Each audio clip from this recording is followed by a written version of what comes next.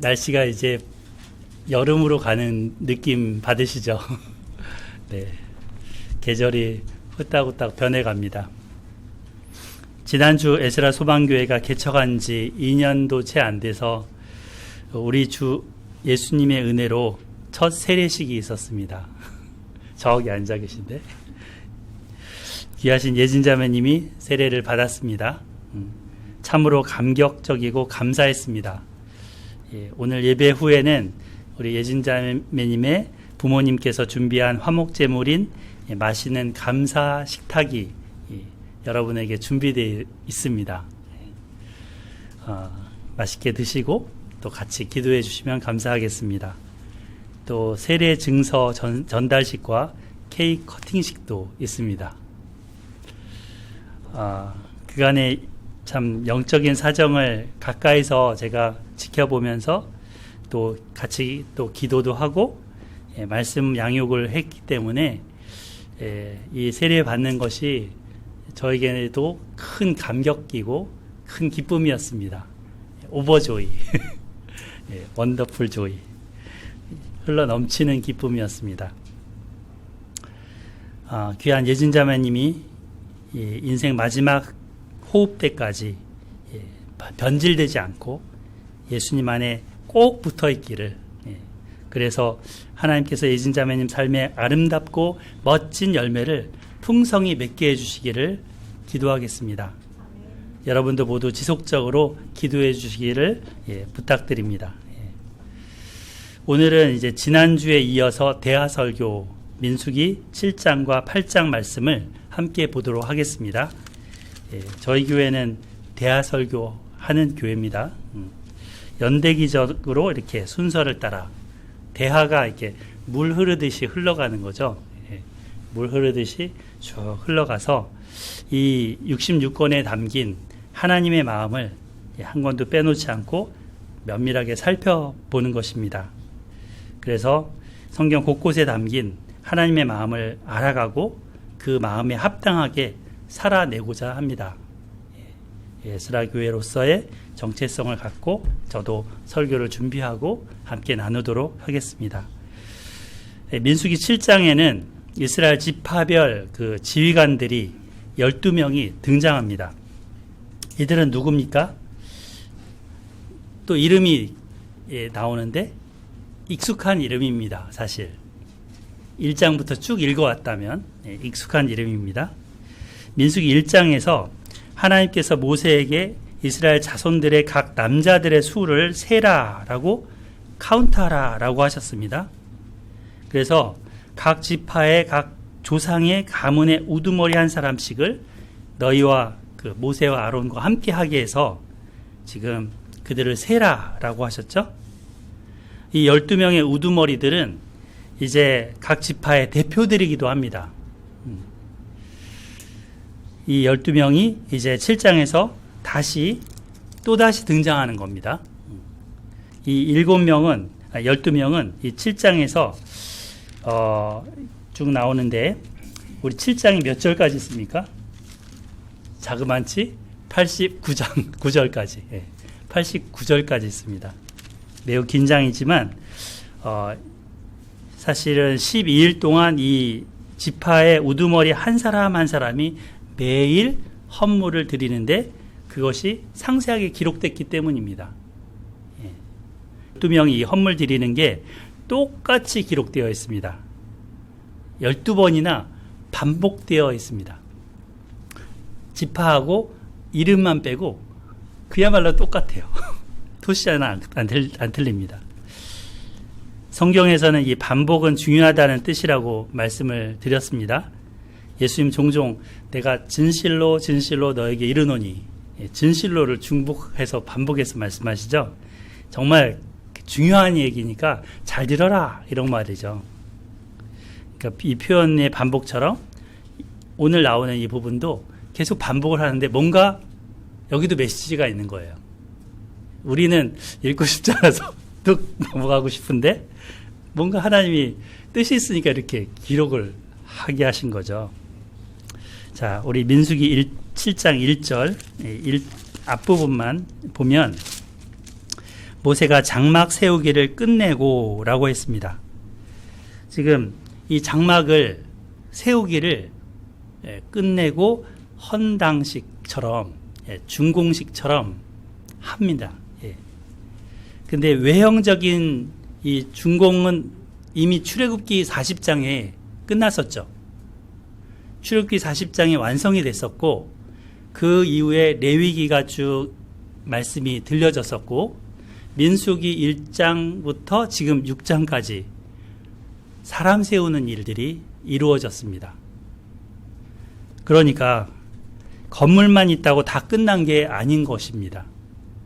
그 안에 섬기는 사람들이 있어야 하고 또 이들에게 어떻게 섬길지 그 내용이 있어야 완성이 되는 겁니다. 그게 끝난 겁니다. 그래서 이 7장 1절 장막 세우기를 끝내고 이 말씀은 그게 다 끝났다는 겁니다. 외형도 됐고 레위기의 말씀을 통해서 어떻게 섬길지도 됐고 또 어떤 사람들이 섬길지도 지금 세워져서 다 이제 완성이 됐다는 뜻입니다. 그 민수기 한번 1, 2장에서는 어떤 내용이 있었는가 되짚어보면 하나님의 장막의 사면으로 이스라엘 진 배치가 이루어졌습니다. 그리고 3장과 4장에서는 그 장막과 백성들 사이에 레위인들 이들이 이제 배치가 되면서 그들에게 할 일이 주어졌었습니다. 그리고 5장과 6장에서는 이들의 성결한 삶, 정결한 삶, 또 나실인으로서의 헌신된 삶, 그리고 이들을 축복하는 제사장의 축복문까지 말씀을 해주셨습니다. 그래서 이제 7장 1절에 하나님의 사람들이 그 안에서 바르게 살아가는 모습이 이루어진 이 이후에 모세가 장막 세우기를 끝내고 라고 하신 것입니다. 그 다음 읽어볼게요. 그것에 기름을 발라 거룩히 구별하고 또 그 모든 기구와 제단과 그 모든 기물에 기름을 발라 거룩히 구별한 날에 지금 장막 모든 기구에다가 기름을 발랐다고 합니다. 요즘은 기름이 흔하죠. 뭐 들기름, 참기름 뭐 이러면서 흔하지만 그 당시의 기름은 아주 비싼 귀한 그런 것이었습니다. 그래서 이 장막을 세우는 이날에 이렇게 기름을 바르면서 보통의 그런 기구들을 특별한 거룩한 기구들로 구별해서 세워놓는 겁니다. 사람도 그렇게 세웠죠. 아론 제사장에게도 기름을 머리에서부터 발랐잖아요. 마시아흐, 메시아, 기름 부음 받은 자. 이게 기름 부음입니다. 제사장의 기름 부음. 하나님과 백성들이 정말 감격적인 이 날을 지금 갖게 됐습니다. 그 백성과 하나님은 언약을 하면서 마치 딴딴따단 딴딴따단 결혼식 하는 것처럼 하나 된 신랑과 신부가 두 사람이 그 결혼식을 기초로 해서 이제 하나가 되는 것처럼 하나님과 그 백성이 이 언약식으로 하나가 되고 세례식으로 예진자매님과 예수님이 하나가 되고 이렇게 하나가 되는 그렇게 되는 시간이었습니다. 그리고 이제 이 장막은 신혼집 같은 거죠. 신혼집. 하나님의 거주하는 하나님과 백성들이 함께 거주하는 허니문 하우스가 되는 것입니다. 이때가 BC 1445년경입니다. 그런데 약 800년이 지난 후에 하나님이 이 기억을 되짚어 말씀을 하십니다. BC 622년에 예레미야 선지자라는 사람한테 이 시절을 회상하면서 말씀하시는 부분이 나옵니다. 예레미야 2장 2절 우리 한번 찾아볼까요? 내가 너를 위하여 내 청년 때의 인애와 내 신혼 때의 사랑을 기억하노니 곧 씨 뿌리지 못하는 땅 그 광야에서 나를 따랐음이니라. 하나님이 이렇게 기억하시는 거죠. 지금 이 장막이 완성되고 이스라엘 백성이 헌신한 이때를 어떤 때로 기억하는 거예요? 신혼 때, 그죠? 청년 때. 정말 신혼에 깨소금이 막 나서 고소한 향기가 나는 그 집에만 들어가도 너무너무 행복한 그 기운이 뿜어져 나오는 그런 때로 지금 기억을 하고 있는 겁니다. 첫사랑인 거죠. 첫사랑. 이 이스라엘 백성도 신랑 되신 하나님을 믿고 이집트 땅에서 정말 앞길이 어떤 길인지 모르지만 따라 나왔습니다. 이 아무것도 농사 지을 수 없는 그 땅인데, 그 광야인데 하나님 믿고 순종해서 나왔습니다. 그거를 하나님은 너무 귀하게 여기신 겁니다. 너무 사랑스럽게. 그래서 하나님이 출애굽기 19장 5절 6절 할 때 뭐라 그래요? 나의 쇠굴라다, 나의 소유다, 나의 보배다. 정말 그 어떤 것도 다 내줄 수 있어도 이것만은 내줄 수 없는, 양보할 수 없는 그런 존재로 이들을 삼으신 겁니다. 3절에 보면 그 하나님의 사랑하는 그런 신부를 건드리면 어떻게 한다는 거예요? 신부가 이제 힘들면 신랑이 보복을 하는 것처럼 그 이스라엘 백성을 건드리는 자 있으면 하나님께서 벌을 받아 재앙이 닥칠 것이라고 경고하십니다. 가만두지 않는다는 것입니다. 하나님 눈에 사랑스러운 그 신부요, 세굴라요, 보배이기 때문에 감히 건드리지 마 하시는 거죠. 민수기 나중에 이제 사건에 보면 발락이 발람을 불러서 저주하게 하려고 하잖아요. 그 입을 틀어 막으시는 거죠. 축복을만 하게 하십니다. 이 당시 이스라엘 백성의 마음도 하나님을 향한 인애와 사랑과 감사로 넘쳤습니다. 뜨거웠습니다. 6장에서 그 나실인 규정이 나왔었는데 일정 기간 자신을 하나님께 드리는 그런 자들이 이 중에서도 나왔었을 것입니다. 우리도 우리 자녀들을 나실인처럼 세상과 구별시켜서 하나님을 섬기는 그런 삶을 살도록 도와야 합니다. 주님께 드린 것만 남습니다. 인생이 참 짧더라고요. 제가 어제 결혼식장에 가다가 제 나이를 아내가 옆에서 얘기를 하길래 깜짝 놀랐습니다. 아니, 내가 벌써 그렇게 됐나? 네. 그래서 참 인생이 짧구나. 예. 조금 있으면 환갑이라고 안 믿기는데 주님께 드린 것만 남습니다. 저는 귀한 우리 성도님들이 인생에 딱 한 번 사는 이 기간을 정말 영원히 남는 삶을 사는 지혜와 분별력을 갖고 살아가시기를 그렇게 바라고 기도합니다. 자, 장막을 세운 이 경사스러운 날에 이스라엘 그 지휘관들이 자원해서 정말 누가 강요한 것도 아닌데 시킨 것도 아닌데 자발적으로 지금 헌물을 드립니다. 예. 오늘 그 세례식의 축하 감사 이 헌물은 제가 시킨 거 아닙니다.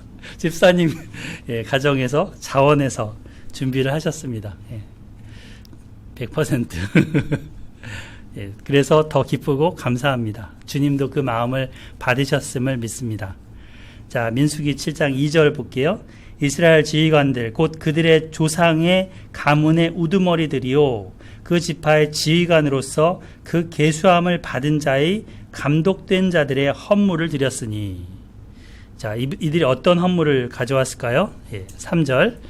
그들이 여호와께 드린 헌물은 덮개 있는 수레 6대와 소 12마리이나 지휘관 2사람의 수레가 하나씩이요 지휘관 1사람의 소 1마리씩이라. 그것들을 장막 앞에 드린지라. 수레 아시죠? 수레. 달구지. 리어커라고도 보통 우리는 생각을 하는데 덮개가 있대요. 이거는 덮개가. 그래서 좀 더 신경 쓴 수레입니다. 요즘으로 치면 이삿짐 센터 할 때 이제 짐을 한창 넣고 또 이렇게 뒤를 탁 덮고 안전하게 옮겨가지 않습니까? 예, 그런 트럭이라고도 볼 수 있겠습니다. 고급 트럭. 예. 보통 수레에는 덮개가 없지 않습니까? 그런데 이거는 덮개가 있으니까 비가 내려도 안전한 거죠. 그래서 싣는 물건을 보호합니다. 자, 지휘관 두 사람이 하나의 수레를 들였고 또 이 수레를 끌 수 있도록 한 수레당 2마리의 소가 준비되어 있습니다. 특별 예물입니다. 지파의 족장이 정말 어떤 사람은 부유할 수도 있고 어떤 사람은 가난할 수도 있지 않습니까? 그런데 똑같이 n분의 1로 딱 나눈 겁니다. n분의 1로. 그래서 이 한 마리를 이제 한 사람 한 지휘관이 소 한 마리를 드리고 이렇게 했습니다. 근데 소가 저렴한 가격은 아니죠. 요즘도 굉장히 비쌉니다. 근데 희생적으로 드린 것을 알 수 있습니다. 4절 5절 여호와께서 모세에게 말씀하여 이르시되 그것을 그들에게서 받아 레위인에게 주어 각기 직임대로 회막 봉사에 쓰게 할지니라. 지금 지휘관들이 드린 수레와 소가 가장 필요한 곳에 쓰이도록 하나님이 딱 말씀하셨습니다. 레위인들이 회막 봉사할 때 이게 참 요긴하겠네, 필요하겠네 해서 그들에게 쓰도록 배분시키는 겁니다. 모세는 하나님의 명령대로 그것들을 레위인들에게 줍니다. 레위인들은 게르손, 고핫, 무라리 자손들로 구분지어졌습니다. 그죠? 그래서 이 레위인들이 이제 장막에 여러 가지 물건들을 옮길 때 그 역할을 나눠서 했었습니다. 그런데 각 자손들마다 역할이 달랐죠. 옮기는 물건들도 달랐습니다.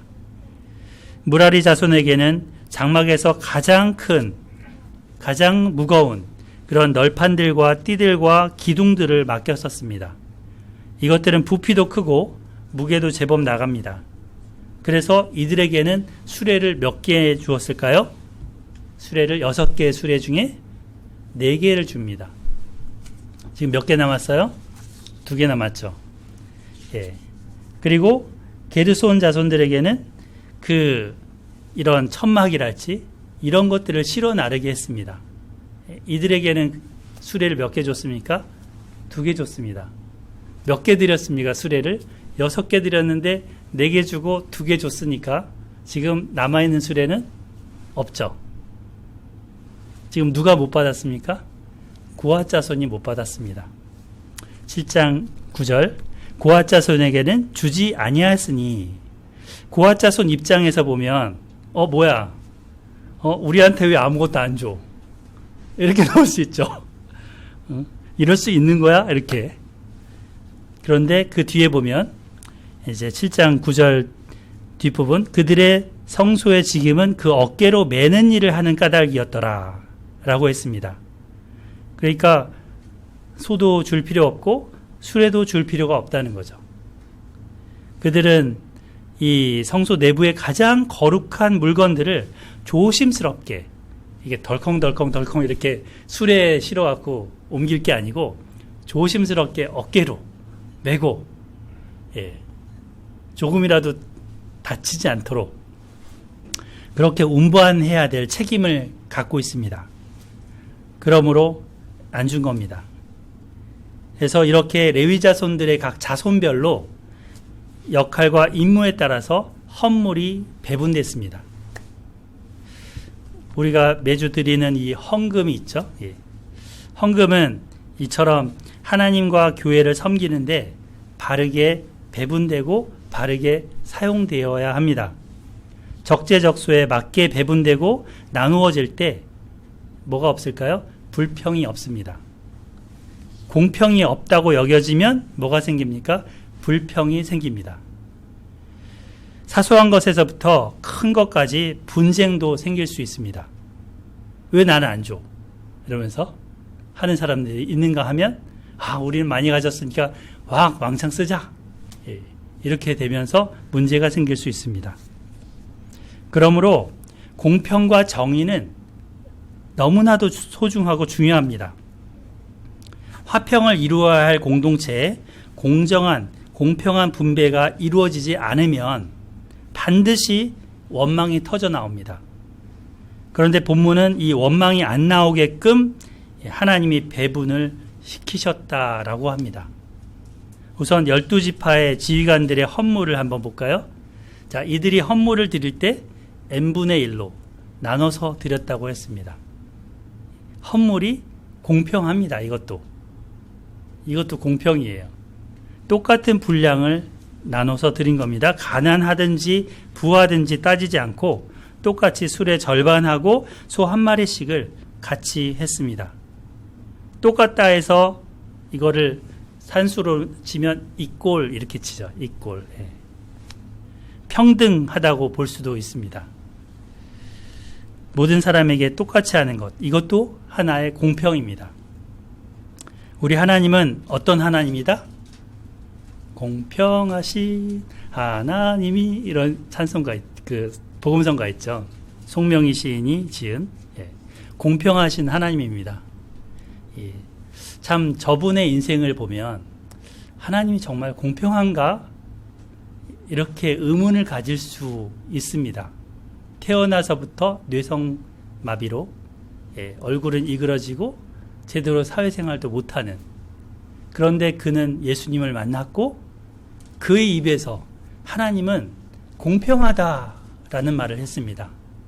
나 가진 재물 없으나, 나 남이 가진 지식도 없고 남에게 있는 건강도 있지 않지만 남에게 있는 것이 없는 것이 있다. 나는 남이 못 본 것을 보았고 듣지 못한 음성을 들었고 받지 못한 사랑을 받았고 남이 모르는 것을 깨달았다. 그의 입술에서는 정말 내뱉는 것마다 시예요. 찬송 시가 되고 있어요. 그래서 그는 공평하신 하나님을 나타내는 그런 메신저가 되고 있습니다. 하나님은 공평하신 하나님입니다. 그녀가 공평하다고 하는데 누가 감히 그죠? 그래서 우리는 공평하신 하나님을 믿고 살아갑니다. 하나님은 공평하게 하시고 공평하게 행하는 것을 기뻐하십니다. 이것을 믿어야 우리 입에서 불평이 없어집니다. 하나님이 공평하다는 믿음에서 감사가 나옵니다. 감사와 찬송이 나오는 거죠. 그러지 않으면 불평이 생깁니다. 근데 세상에는 어때요? 공평이 잘 깨집니다. 불평등이 많습니다. 이것은 하나님이 하신 것이 아니라 사람들이 공평을 깨버리는 것입니다. 자유를 무제한적으로 이렇게 주면 그 능력에 따라서, 지식과 조건에 따라서 반드시 불공평이 생깁니다. 금수저, 은수저, 흙수저, 이런 말이 나오는 거죠. 머리가 좋고 힘이 세고 상황 파악 잘하는 사람은 하나라도 더 가지게 됩니다. 하지만 약하고 여리고 아빠 찬스, 엄마 찬스 이런 조건도 떨어지는 사람은 어려움을 더 겪습니다. 하나님은 이 땅의 모든 존재가 정말 존귀하고 아름답고 고귀하다고 하시는데, 그래서 인권이 있고 그렇게 정말 태어나서 살아갈 만한 가치가 있다라고 하시는데 세상은 그렇게 취급하지 않습니다. 그래서 하나님은 뭐를 세웠습니까? 정부를 세웠고 하나님의 한 손에는 교회를 세우셨습니다. 자, 누가복음 3장 5절 말씀이죠. 같이 한번 읽어볼까요? 3장 5절 화면 한번 보시고, 시작. 모든 골짜기가 메워지고 모든 산과 작은 산이 낮아지고 굽은 것이 곧아지고 험한 길이 평탄하여질 것이요. 아멘. 그 높은 산을 깎아서 낮은 데를 메워야 합니다. 그래서 평평하게 공평하게 해야 한다는 것을 지금 누가복음 말씀이 하고 있는 것입니다. 사도 바울도 고린도 후서에서 연보라는 것을 말씀하시면서 이 원리를 말합니다. 그래서 정말 많이 드린 자도 부족함이 없고 적게 드린 자도 모자람이 없었다 라고 하시죠. 물질적 분배에 있어서의 공평이 필요합니다. 그런데 이게 또 너무 강조가 되면 어떻게 될까요? 이게 너무 강조가 되면 일할 의욕을 잃어버리게 됩니다. 기업도 일할 맛이 없어집니다. 세금을 정부에서 너무 막 뜯어서 그거를 나누겠다고 막 고율의 세금을 매겨버리면 이윤도 안 생기고 생산 의욕도 없어지기 때문에 점차 능률이 사라지는 겁니다. 이게 공산주의 사회로 가는 거죠. 일하는 사람만 일하고 노는 사람도 동등하게 받아 먹으니까 뭐 일 안 해도 되겠네 이러면서 같이 못 사는 상태로 가게 됩니다. 자유를 너무 주어서 그 빈부격차나 소득격차가 막 이렇게 엄청나게 나는 것도 문제지만 분배를 힘써서 하다가 또 문제가 생길 수도 있는 것입니다. 대체로 언론은 가진 자들이 이렇게 운영 자금을 밑돈을 대주죠. 그래서 언론이 대체로 가진 자 편에서 스피커 역할을 할 경우가 많습니다. 그러다 보니까 돈이나 권력이나 언론이 짝짝꿍이 돼서 가난한 자의 고혈을 짜내는 그런 경우가 생깁니다. 그래서 정부와 교회가 이 나눠주는 골짜기를 메우고 낮은 산과 높은 산은 낮아지게 해서 평등하게, 균등하게, 공평하게 갈 수 있도록 도와줘야 하는 것입니다. 오늘날 한국 사회는 청년들의 불만이 이만저만이 아닙니다. 기성세대, 곧 아버지, 어머니 세대에 대한 불만이 많습니다. 제가 다니는 이 직장에서 연구했던 거에 인포그래픽 부분의 한 부분을 가져왔습니다. 서울 청년들이 느끼는 우리 사회와 불평등 조사라는 것을 최근에 했습니다. 이것에 따르면 청년들의 절반 이상이 우리 사회에 대한 인식을 부정적으로 갖고 있습니다. 다른 나라에 비해서 청년 세대가 살만하지 않다. 헬코리아 뭐 이런 식으로 여깁니다. 또 경제적인 기회가 적다고 여깁니다. 반 이상이 우리 사회가 노력에 따른 공정한 대가를 제공하지 않고 있다라고 여깁니다. 그 느끼는 불평등의 요인은 여기 그래프에 있는 것처럼 자산, 소득, 그리고 고용, 주거 순으로 이렇게 불평등, 자산 불평등, 소득 불평등, 고용 불평등, 주거 불평등 이런 것이 있다라고 합니다. 그래서 이러한 불평등은 불안과 불만으로 나아가게 되고 결혼을 미루거나 자녀를 낳지 않는 것으로 이어집니다. 코로나의 장기화에 따라서 많은 기업이 문을 닫거나 업종을 전향을 했습니다. 경제 문제가 심각하다고 합니다. 보통 이게 백만장자를 어떤 기준으로 얘기하냐면 땅 말고 지금 현찰로 바꿀 수 있는 돈이 10억 정도 이상 된다. 그러면 백만장자라고 합니다. 그런 백만장자의 증가수가 가장 급속하게 최근에 일어났습니다. 반면에 빈민들의 자살지수가 크게 높아졌습니다. 그래서 정부에서 이번 정부의 대선에서 기본소득에 대한 말들이 있었던 것입니다. 하나님은 공평하신 분이십니다. 교회는 공평하게 하는 일을 해야 합니다. 앞서 말씀드린 바와 같이 낮은 곳은 메우고 높은 곳은 깎아서 정말 해야 되는데 이 강제가 아니라 사랑의 기초에서 긍휼의 기초에서 하나님의 말씀의 기초에서 자원함으로 해야 되는 거죠. 이거를 억지로 하면 뭐라고 했어요? 공산주의. 네. 누군가는 희생하고 내놓아서 섬겨야 그 섬김을 받아야 할 입장에 있는 이들이 좀 더 숨을 쉴 수가 있게 됩니다. 민수기 7장에서는 지휘관들이 앞서 드린 그 헌물을 하나님께서 나누어서 일할 수 있도록 하는데 이렇게 사용하십니다. 공평케 하십니다. 제사장의 축복문을 지난주에 우리가 배웠었는데 그 복이란 게 뭐냐? 내가 돈을 많이 벌고 부자 되고 정말 오래 사는 것만이 복일까? 아니라는 거죠. 나누는 것에 있어서도 정말 부유한 것, 부자가 되는 것, 그게 참된 복입니다. 그래서 바울 사도는 고린도후서 그 연보에서 이 연보를, 헌금을 은혜라고 표현했습니다. 너희가 이 은혜에도 부유하게 될 줄을 안다.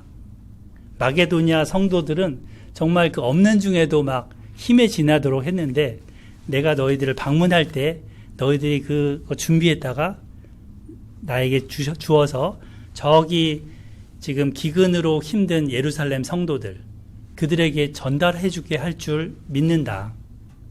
그러므로 인해서 이방인 교회가 이 유대인 교회와 하나됨을, 그리스도 안에서 하나됨을 나의 복음이 증거하는 것을 확증시켜 줄 줄 믿는다. 이렇게 편지를 썼습니다.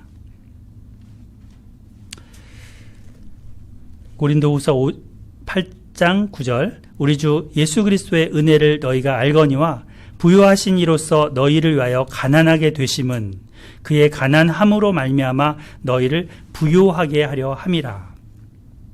이 부유하게 한다는 것이 문맥에서는 연보를 하는 것에 있어서 나누고 섬기는 것에 부자가 되게 하려 한다라는 말입니다. 요 구절만 딱 떼갖고 예수님이 우리를 위해 가난하게 되셔서 우리로 부자 되게 하려고 돈 많이 갖게 하려고 하셨다. 이러면 이게 잘못 본문을 본 겁니다. 제가 옛날에 그렇게 설교를 들었거든요. 이런 정신으로 살아갈 때 주는 자도 모자라지 않고 받는 자도 부족함이 없다고 했죠. 이것이 없으면 폭동이 일어나고 시위가 자주 일어나면서 같이 망해가는 길로 갑니다. 같이 공존하는 길은 공평의 길을 걷는 길입니다. 기울어진 운동장을 평탄하게 돌려놓아야 아이들이 마음껏 그곳에서 뛰놀 수 있지 않겠습니까? 저는 4남매 중에 장남입니다. 제 밑에 남동생은 일찍 주님 품에 안겼고 밑에 여동생, 남동생이 있습니다. 제 어린 시절에 정말 못 살았습니다. 새빵살이를 하면서 어머니가 너무 힘들어갖고 항상 이 돈 때문에 걱정 근심을 했습니다. 근데 먹을 게 내 자녀한테 먹을 게 이제 딱 있을 때 똑같이 이거를 가르셨습니다. 이렇게 4개로 똑같은 양으로 아까 그 지휘관들처럼 똑같은 양으로 나눠서 먹게 하셨습니다. 다투지 말라는 거죠. 가뜩이나 힘든데 니네들끼리 싸우면 되겠냐 이거죠. 근데 크면서 생각을 해보니까 개수를 똑같이 나누는 것만이 공평이 아니라는 것을 알았습니다. 기회와 수단까지도 동일하게 주어야 그것이 공평입니다. 지휘관들 12명이 똑같이 내게 한 것도 하나의 공평일 수 있습니다. 그런데 레위인들의 그 직임과 직무에 따라 수레를 주기도 하고 많이 주기도 하고 안 주기도 하는 것, 그것도 공평입니다. 필요한 만큼 주어지는 것, 또 하나의 공평인 거죠. 불평등이 아닙니다. 이거 잘 보셔야 합니다. 드림에 있어서 형편에 맞게 드리는 것도 우리 레위기 제사법 할 때, 번제나 속죄제 할 때 하나님이 이렇게 하셨죠. 가난한 자에게는 그 소를 요구하지 않았습니다.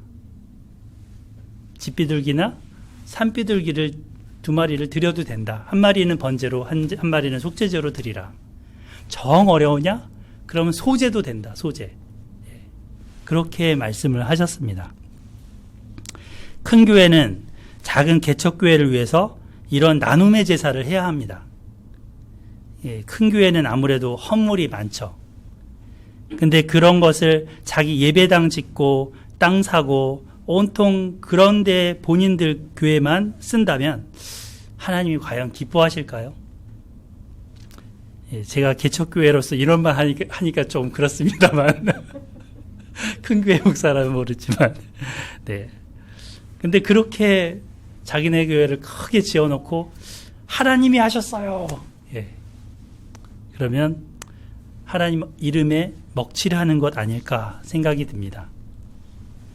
사도 바울은 빌립보 교회에 편지를 쓸 때 이런 말을 합니다.